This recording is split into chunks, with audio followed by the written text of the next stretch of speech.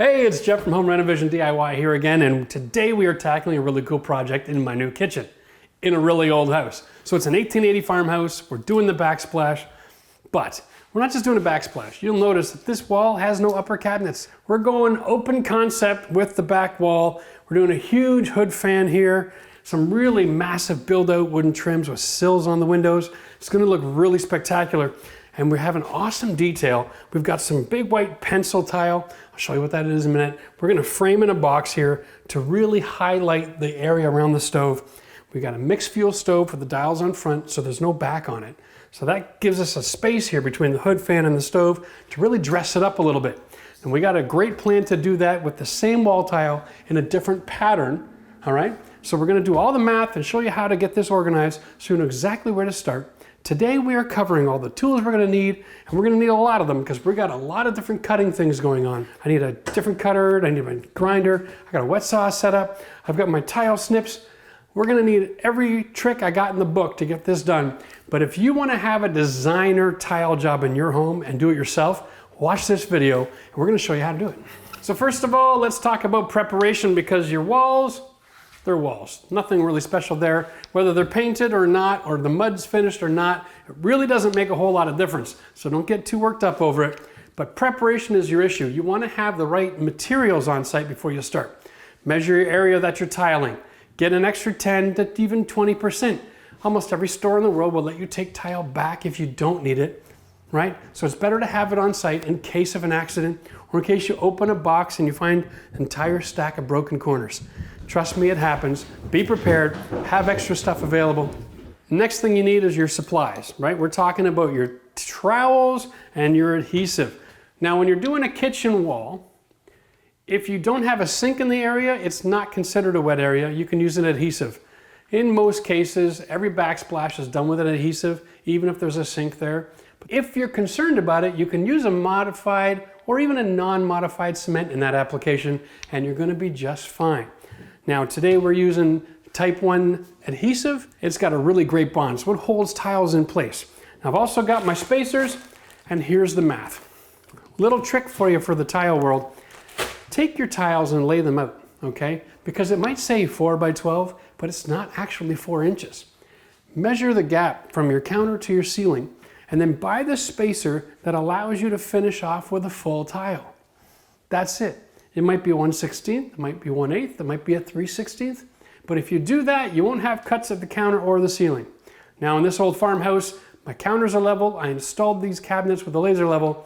My ceiling, way out of whack. No way, after 140 years, my ceiling on this old house is gonna be anywhere near level. So we're gonna have a lot of custom cutting to follow the detail of the structure at the ceiling. The goal is to have enough wow and pop and pizzazz on the wall and enough lights in the ceiling, no one's really gonna be staring at it and making that an issue. If you gotta choose, put your cuts at the ceiling, but if you can avoid it, buy the right spacers, okay? Now, I need a roll of garbage bags. This is my protection for my counters. I'm gonna roll that out and do all my work on top of that, so when I'm done, I can fold it all up and get rid of my gooey mess. Nice. I need a pail with a sponge. Now this is just a basic tile sponge, you can get it anywhere. We also need some wedges. Now, these are because when you install tile on a counter, you want to keep them off the counter. Just a little bit of a space. Now I'm talking a 32nd of an inch is all it takes. Because if you ever want to change your counter, you can unscrew it, slide them out, and put a brand new one right back in where it was. It's an awesome way that you can maintain your house without having issues. Plus, there is a rule in the tile world, whenever you're changing plane or materials, you need an expansion joint. This little spacer gives you that joint in case you need it. All right, so in the winter time, when the wall starts to freeze on the outside and it starts to bow outwards a little bit, I'm not gonna have an issue. It's not gonna be attached to my counter.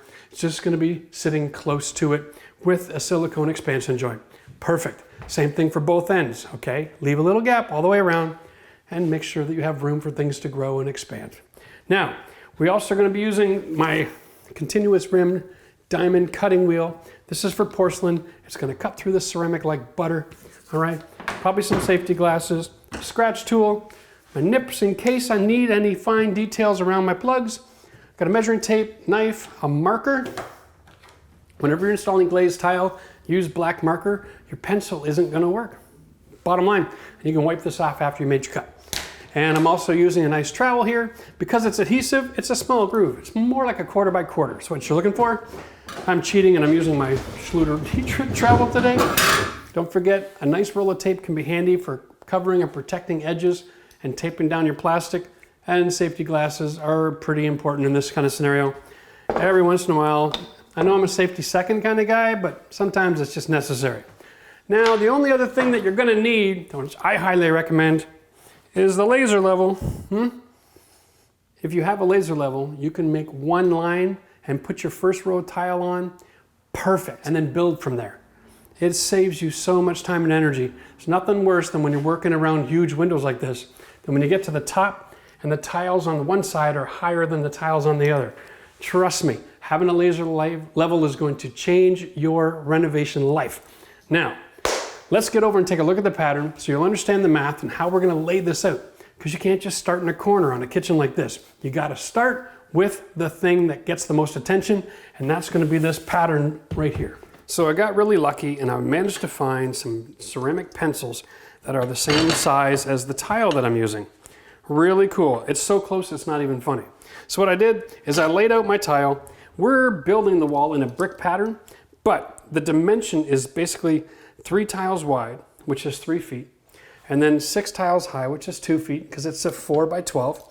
And I'm just laid out my pencils to get an idea of what's going on. And what I want to do is I want to miter the joint on the pencils on my wet saw so that I can have this picture framed. So if you can imagine full tiles across the bottom, brick pattern up the side, full tile across the top. Now, I know because I've laid this pattern out, I'm working inside the dimension of the finished tile. That's the key. And in here, all I'm gonna do is change the way I'm putting in the tile. I'm gonna throw in, boom, a little bit of herringbone action. Okay? And then all the cuts to go with it.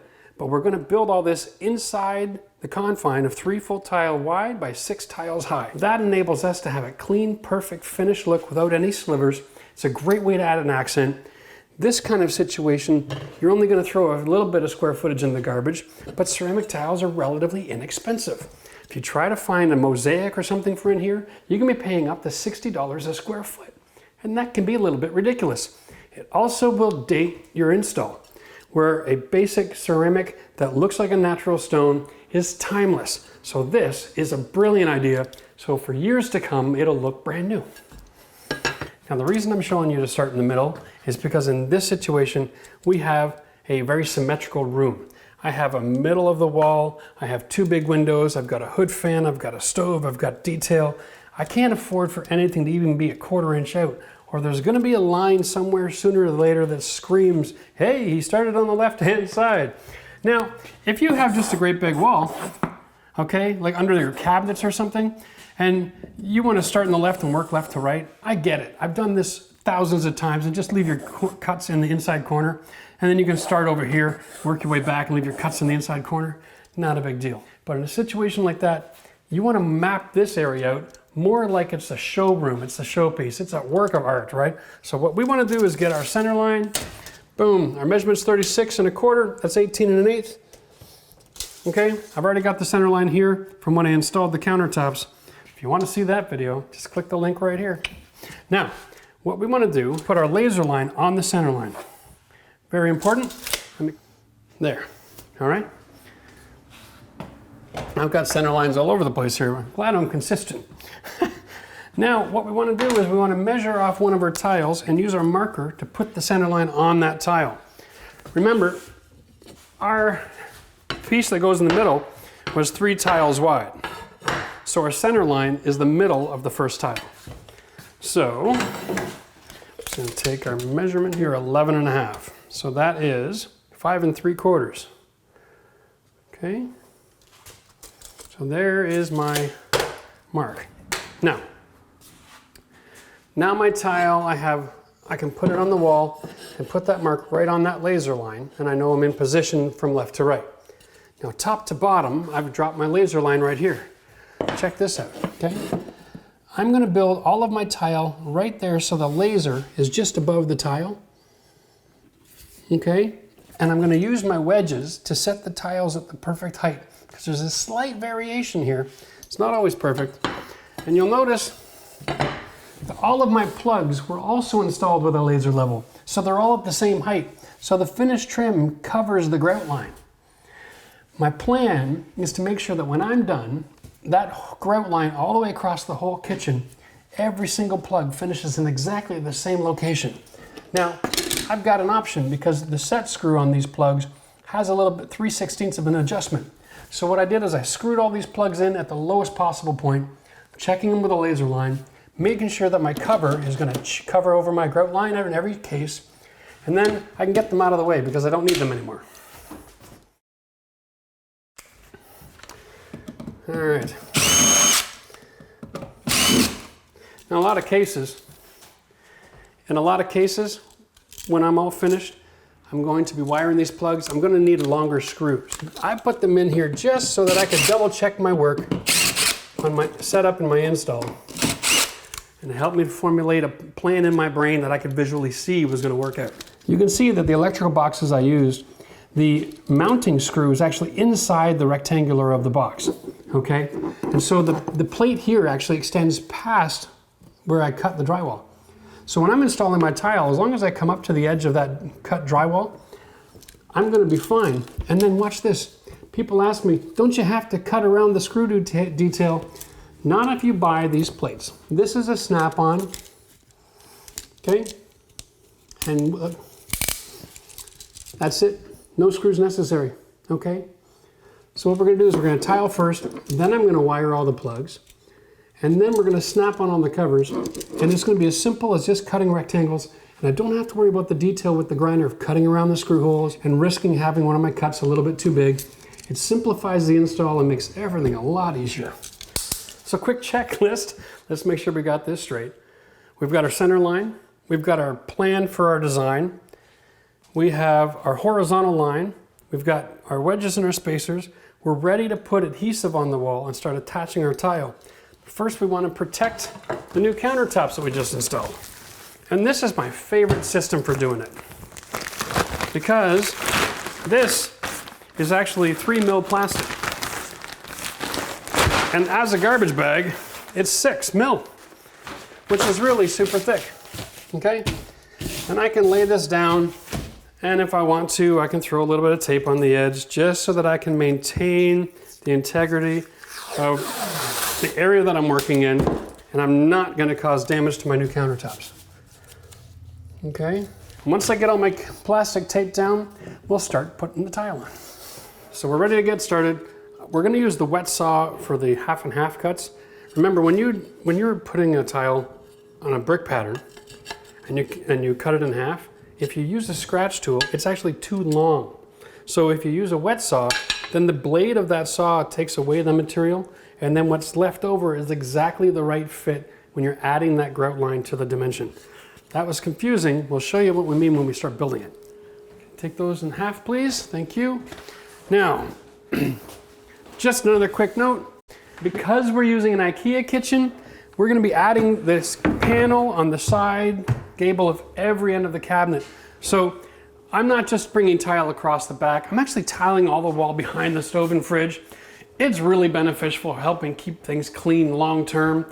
And in the case of the fridge isn't quite as big as the space, so it's nice to have that detail finished off, so no matter which angle you're looking at your kitchen, people aren't seeing a painted wall behind. So when we're done the tile, we'll cut the panel to fit right up to the wall, which is about here. So now I know when I'm working, I can slide my tile in behind, nice and quick. And last, of course, we're gonna open the pail. If you just take the knife to get this started here, and generally this is like a release strip, and then you just peel it back. You could use a pail opener, but these big cans are not as hard as the little ones. Once you get them started, they just generally give up the ghost, no problem at all. There we go. So I'm going to just rescue all of this adhesive on the lid and get that on my wall. Okay, here we go. Now, we're going to start off with the tile right up to the red line. And we're gonna do a good chunk of this wall behind where the stove is, just to make our life easier. Now, in the world of tiling, of course, there's all these rules from the Tile Association as far as a proper tile installation. This is not a wet area, so 85% coverage is good. And realistically, what that means is you have directional troweling, you set your tile on, and you slide it contrary to the groove to flatten it out, and you'll get really good adhesion. Right? You don't have to trowel it on in the same direction, you just have to finish with directional troweling, okay? There we go. I have my laser installed, so I'm gonna go like this. I'm gonna slide that up until my laser line is right above my tile, and my center line is there. Okay, that's perfect. Now just the process of sliding it into place gets me the good bond. So out of curiosity, we're gonna double check. All right, and it's not perfect, right? But that's fine, that's the point of an 85% adhesion. We don't have to worry about perfection. Just close. Trust me, in new home construction, your adhesion rate is gonna be somewhere around 50%. If you're lucky. They move way too fast to worry about whether or not every tile has got perfect bonding. All right, so there may be a tile standard, but an industry standard is so much lower that it's not even worth having that discussion. If you're a DIYer, you're gonna make sure that every one of the tiles that you put on is firmly in place, and that really is the goal. One more thing you wanna know about, a lot of these glossy tiles come in a stack with the back to the front, and they have wax. Now in this case, this little waxy substance here, it looks like a sprayed on ring. You can see that? All right, that's just there to protect the tile. If you can remove all that before you install it, it's helpful, okay? Because, there we go. Installing a clean tile means that when you go to grout, you know you have a clean wall. If you don't clean it before, you might forget it until later, and then it'll get in the grout lines and mess everything up. For the sake of getting our line started, we're gonna mark 5 3/4. That's our center line, that's our grout line. And that's all we have to do to establish our brick pattern. Okay, you see that right there? The other thing is, this tile should be on the side of the laser. Let the laser be basically the grout line in this case. Okay? This makes life really simple. And you can stick it on and then collapse the ridges to the left and then slide it back in place to make sure you got a good bond. That's really all you got to do. Here we go. Boom. Here we go.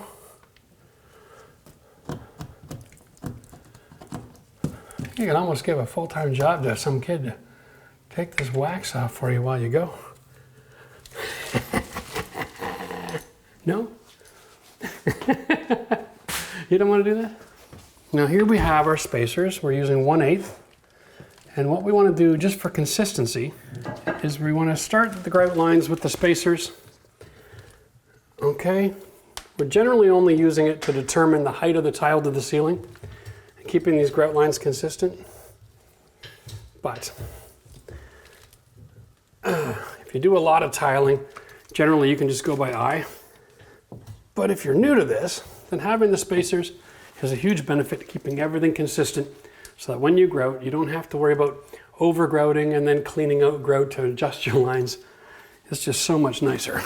Now in this situation, we actually set the depth of the counter so that the tile goes in behind, which is cool. But it's not going to go behind the metal bracket on an IKEA kitchen. So we are going to measure from the cabinet just a little bit wide of our grout line, and then we use the scratch tool to cut that one.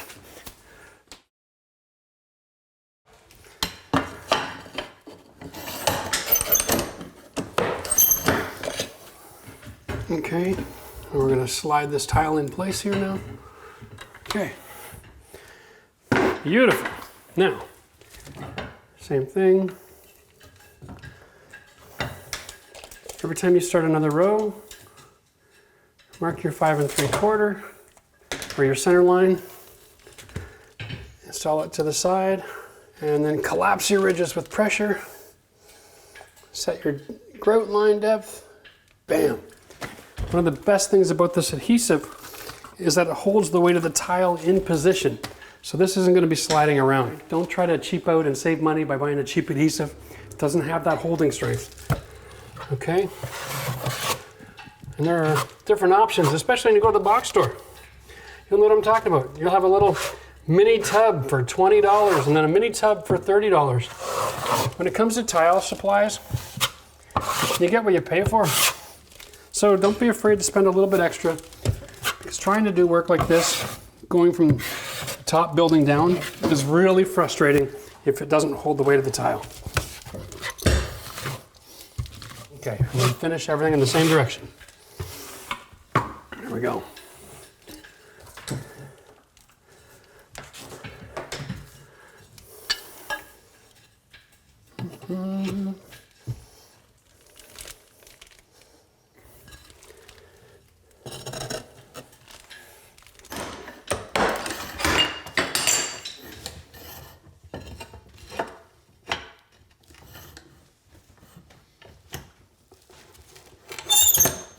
That sound is terrible. Whatever. Okay, so now we're going to be setting the bottom row. We want it to have that perfect level. We're using wedges. So this situation, I'm going to maybe suggest, especially if you have plugs you have to cut around, get your tiles ready and then trowel the tile instead. Okay? Now, just a little word of advice. If you're doing this, when you're troweling, if you hold the trowel too flat when you do it, you won't leave much adhesive on there.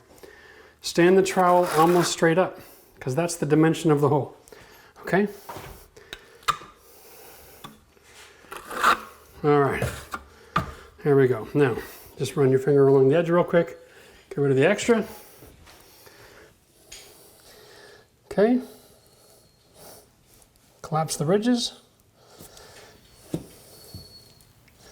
Set the height. And then as an extra bonus, you can always put a wedge right in there. Okay? Just to help make sure. Now, if you're using the good adhesive like this, you won't need the wedge. But I wanted to demonstrate that so you all know what I'm doing.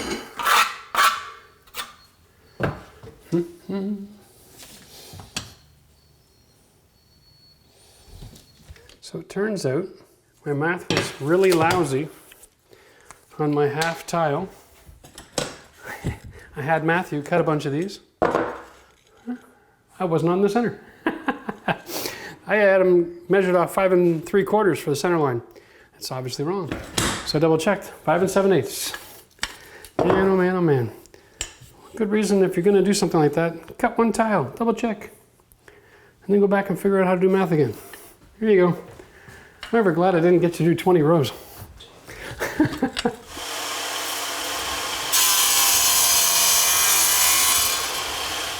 Here we are, beginning our detail. Now, here's the best part about this job. The wall isn't straight, and our contact is lousy. Because it's a pencil, I'm just filling up the back side of it now to make sure I'm going to guarantee my contact on this curved wall. It's always easier to squeeze in a little bit extra out than to not have enough. Make sure we got expansion and contraction or set up around here. Tiles expand and contract? Oh yeah. Huh. Now the good news is that near a stove, when it gets hot, it actually gets smaller. Tile expands when it's cold.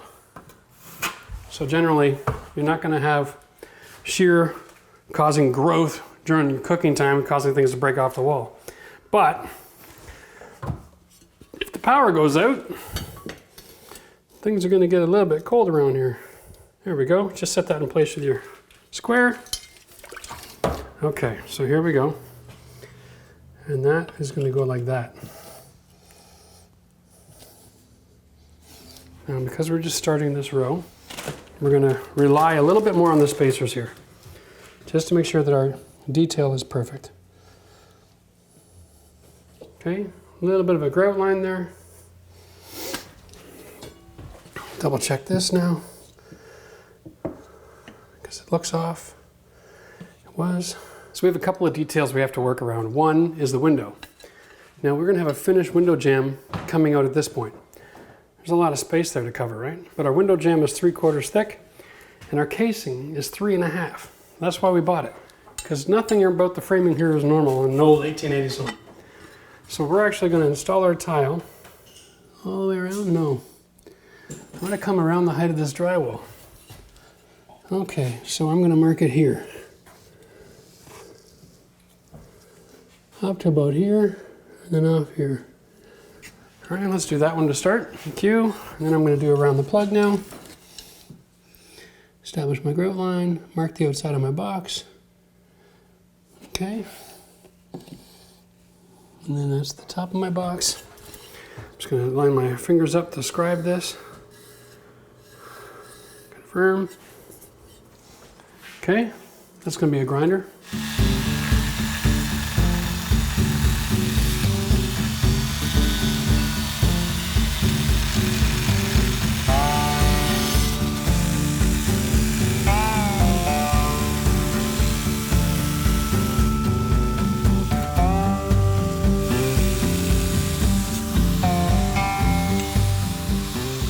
All right, you got the other cut through button? Let's get this here. No.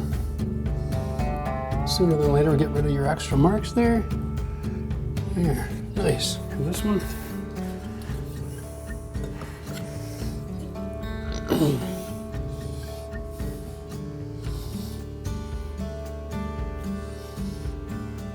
Okay.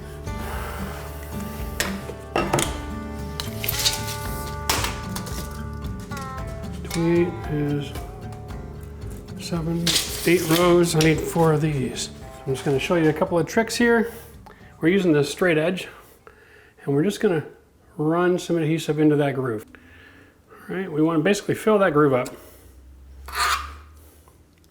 because we don't want to rely on just the contact of the two edges, the outside edges. So we're filling up that groove right there. There we go. More than we're gonna need, right? We're definitely gonna have a lot more than we need. And that's fine, because I want this to be a little bit sloppy at this point, really. I wanna be able to press that in place, because I'm following the contour of a wall here, so I wanna be able to seesaw that a little bit and get my edges all nice. I've got a laser line drawn on the wall. That's for the bottom of my tile, so I just gotta keep my line consistent here. Take the edge, clean off the extra cement, or adhesive like it is in this case anyway. Here we go. And that's really the whole trick. Now I had my son miter the joints on the wet saw. This is one of these situations where you need a $400 tool to spend 3.5 minutes cutting some tile to get a really good result. My gap down there is pretty consistent. All right, and now I know. Now we're gonna roll that in. Okay, so what I've done here is I've just mocked up the idea of what's going to go inside the square. So I just started off doing a herringbone pattern, nice and simple, and then I established a measurement from one of the tips to the tip, because that is the perfect width of this thing, right? I'm just taking my square, I'm drawing my lines, and I'm cutting tile to lay on the countertop inside the context of this, and creating all of my cuts, like that. And like this. This is the best part of my job. This is so much fun.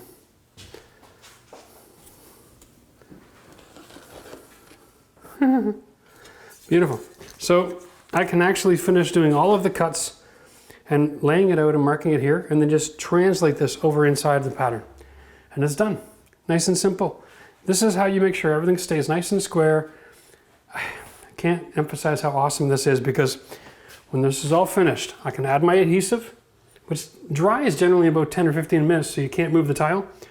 I can translate all that over here real quick. Gives me time to push things around just a little bit if I need to fix a detail or adjust a grout line.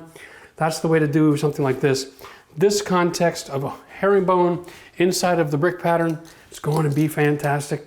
if you want to see more videos on how to do tile work and get all this kind of kitchen done, click the link here. And don't forget, give us a thumbs up if you learned something today.